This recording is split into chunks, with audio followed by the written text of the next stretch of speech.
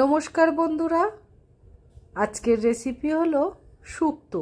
এই শুক্তো সব সময় আমরা বাড়িতে বানিয়ে খাই বা অনুষ্ঠান বাড়িতে খেয়ে থাকি।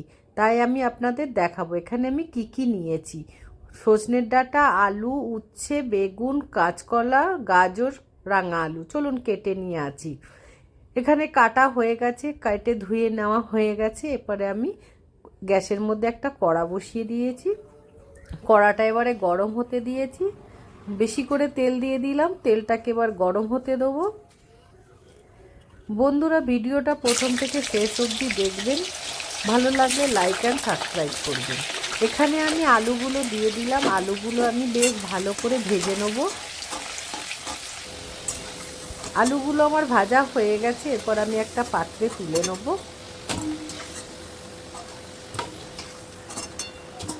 এরপরে আমি এর মধ্যে দিয়ে দিলাম পেঁপেগুলো আমি পাতলা পাতলা করে কেটেছি। এবারে এইগুলো ভালো করে ভেজে নেব।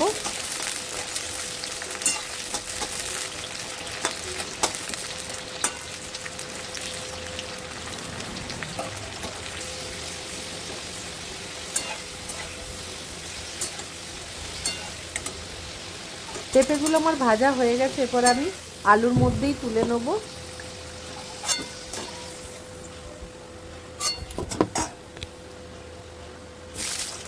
এরপরে আমি দিয়ে দিলাম কাঁচকলাগুলো আমি দুটো কাঁচকলা ব্যবহার করেছি। এর মধ্যে আমি 4 টুকরো করে নিয়েছি, ছোট ছোট করে টুকরো করেছি। এবার এইগুলোকে ভালো করে ভেজে নেব।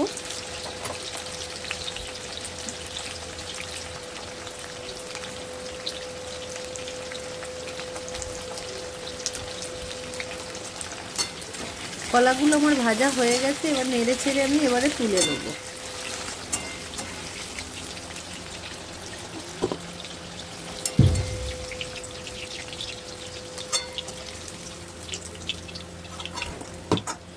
এরপরে আমি গাজরগুলো দিয়ে দিচ্ছি। গাজরগুলো আমি হালকা করে ভেজে নেব।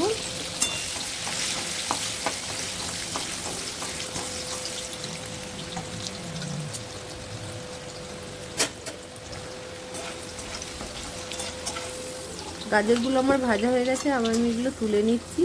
সব সবজিগুলো আমি একসঙ্গেই রাখছি, কোনো আলাদা আলাদা করে রাখছি না। এরপর আমি সজনের ডাঁটাগুলো ভেজে নেবো হালকা করে। সজনের ডাঁটা বেশি ভাজবো না,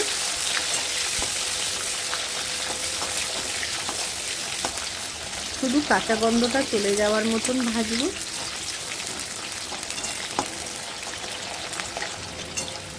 আমার সজনের ডাঁটাও ভাজা হয়ে গেছে। এরপরে আমি এর মধ্যে রাঙা আলুগুলো দিয়ে দেবো।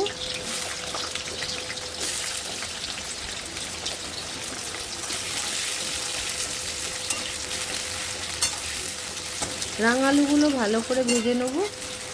রাঙা আলুগুলোও ভাজা হয়ে গেছে।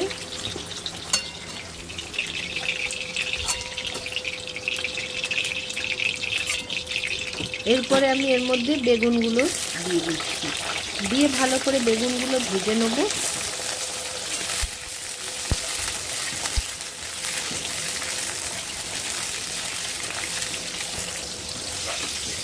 বেগুনগুলো ভাজা হয়ে গেছে। আমি বেগুনগুলো আলাদা একটা পাত্রে রেখে দেবো, অন্য সবজির সঙ্গে মেশাবো না।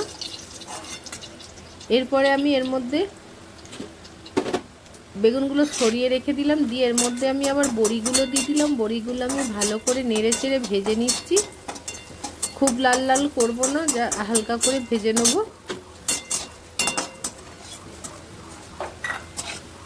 বড়িগুলোও তুলে নিলাম অন্য একটা পাত্রে।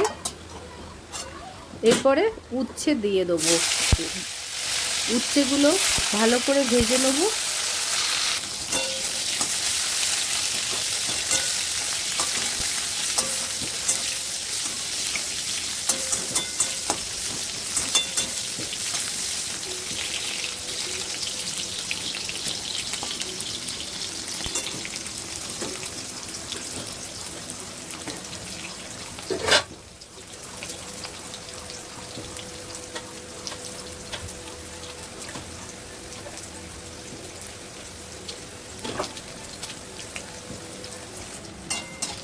উচ্ছেগুলো আমার বেশ লাল লাল করে ভাজা হয়ে গেছে। উচ্ছেগুলো আপনারা এইরকম করে ভাজবেন, তাহলে বেশি তিতো লাগবে না। এরপরে আমি এর মধ্যে তুলে নিচ্ছি।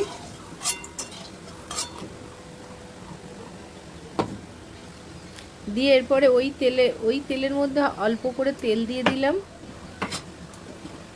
দিয়ে এর মধ্যে আমি ফোড়ন দিয়ে দেবো। তেলটা গরম হতে দিচ্ছি। এবার আমি ওর মধ্যে ফোড়ন দিয়ে দেবো, তেজপাতা আর রাঁধুনি আমি এখানে 1 চামচ ব্যবহার করেছি, চা চামচের। দিয়ে ভালো করে একটু নেড়ে নিলাম। নিয়ে ওর মধ্যে আদা বাটা দিয়ে দিলাম। আদা বাটাটা ভালো করে ভেজে নিচ্ছি।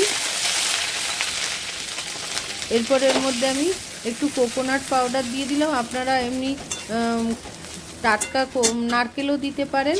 দিয়ে এরপরে আমি এখানে পোস্ত বাটা দিয়ে দিলাম। দিয়ে ভালো করে কষিয়ে নিচ্ছি।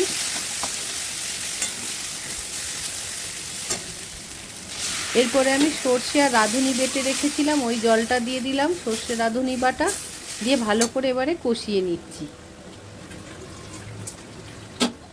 বন্ধুরা, নারকেলটা দিলে খুব সুন্দর একটা স্বাদ আসে, আপনারা দেবেন, দেখবেন ভালো লাগবে। এরপরও আমি হালকা করে হলুদ দিয়ে দিলাম।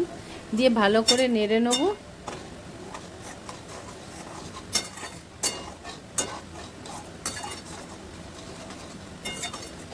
এবারে আমি ভালো করে এই মশলাটাকে ফুটতে দেবো।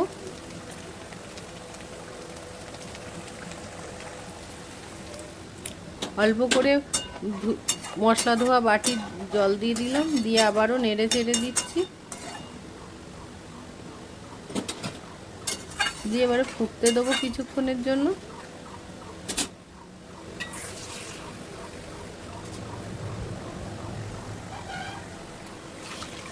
এরপরে পরিমাণ মতন জল দিয়ে দিচ্ছি।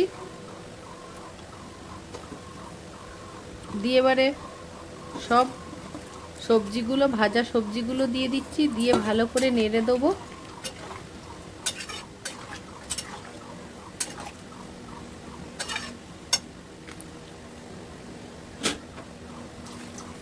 করে জল দিয়ে দিলাম।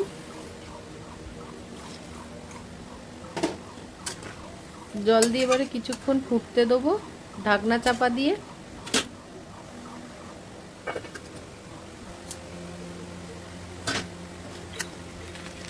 এরপর বড়িগুলো দিয়ে দেবো।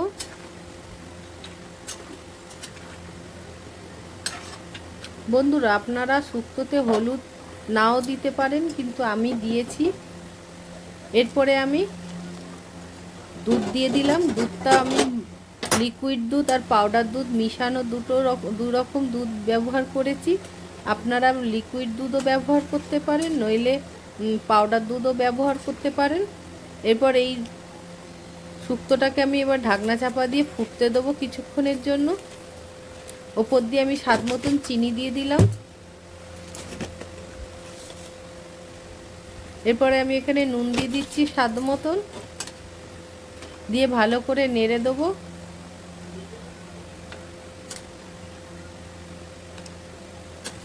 দিয়ে এবারে আমি ফুটতে দেবো।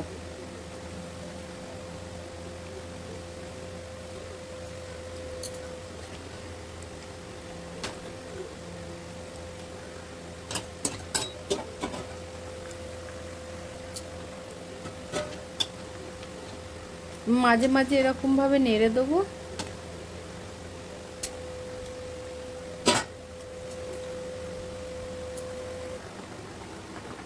এরপরে আমি ওপর দিয়ে বাটার দিয়ে দিলাম। আপনারা ঘি দেবেন, আমি ঘিটা আপনাদের দেখাতে পারিনি। বাটার দিয়ে আবার আমি একটু নাড়িয়ে দিলাম।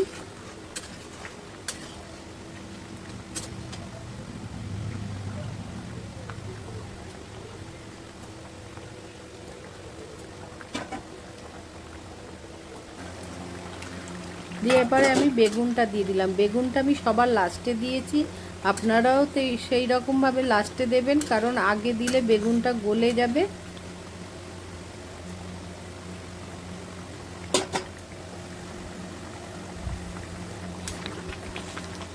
দেখুন আমার একটু ঝোলটা কমে এসছে।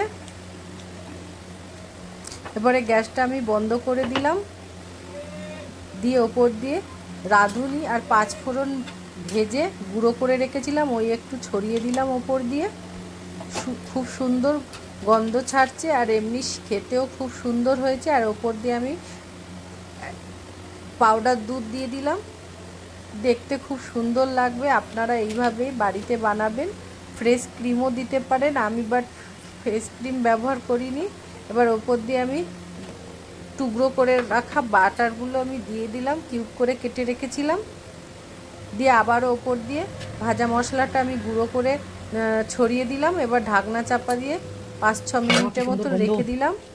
এইভাবে বাড়িতে বানিয়ে রেখে আবার একটু নেড়ে দিচ্ছি। এইভাবে বানিয়ে দেখবেন, খাবেন, কমেন্ট করবেন, ভালো লাগলে লাইক অ্যান্ড সাবস্ক্রাইব করবেন।